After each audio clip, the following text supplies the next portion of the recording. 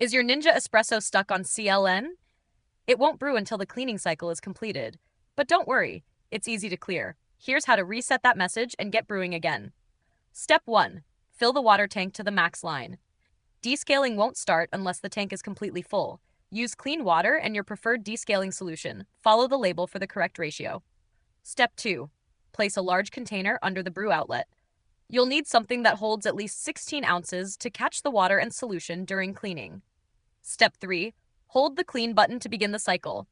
Press and hold clean until the machine starts the descaling process. It'll run automatically in bursts. Don't interrupt it.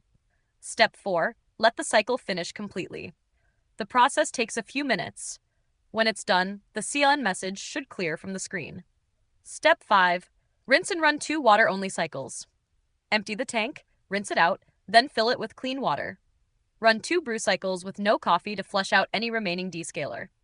Still seeing the message after cleaning? Try repeating the process with fresh water and solution. If it won't reset at all, it may be a sensor issue. Support link is in the description. If this helped, subscribe to No Filler Fixes for more fast appliance guides. Got another issue? Drop it in the comments. We might feature it next. Thanks for watching, and enjoy your coffee!